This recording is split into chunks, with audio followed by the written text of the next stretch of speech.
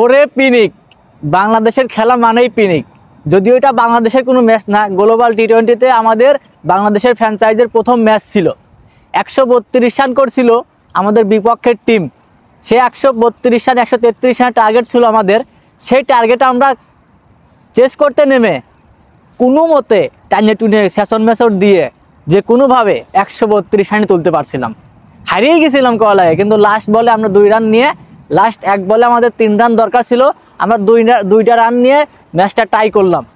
টাই করে super over আমরা নামাই দিলাম কারে, রংপুর রাইডার্স থেকে খুশদিল শাহ আর একটা ওয়েস্ট ইন্ডিজের প্লেয়ারকে নামাই দেওয়া হলো। এই একটা কথা আছে না যে কদু সেই লাউ, ওই একই কথা।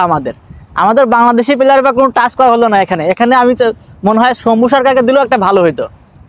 আমরা সুপার ওভার খেলতে নেমে রান করলাম কত 12 রান করে বিপক্ষের টিম আমাদেরকে আসে মাত্র 2টা ছক্কা মেরে ম্যাচটা 4 বলে জিতে নিল সুপার ওভারে। এটা কোনো ম্যাচ হইলো? হ্যাঁ, 132 রান আমরা প্রথমেই চেস করতে নেমে সেই চেষ্টা আমরা করতে পারলাম না। 132 রান আমরা প্রথমে চেস করতে নামলাম, 133 রান আমাদের টার্গেট ছিল, সেটাই আমরা পূরণ করতে পারিনি। প্রথমেই আমরা পথে রাস্তা হয়ে গেছি।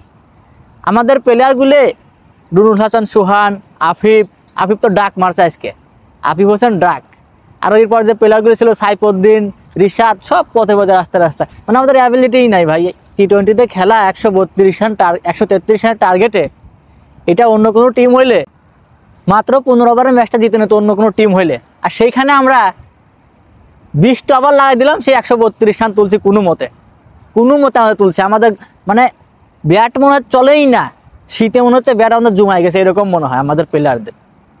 এমন অবস্থা। এই হোগামারানি বাংলাদেশের যে কোনো টিম, বাংলাদেশের সাথে মানে ওই টিমের সাথে খালি বাংলাদেশ নামটা যদি খালি লাগি থাকে, তাহলে মনে করেন ওই টিম মনে করেন যে পারফরমেন্স করতে পারবে না।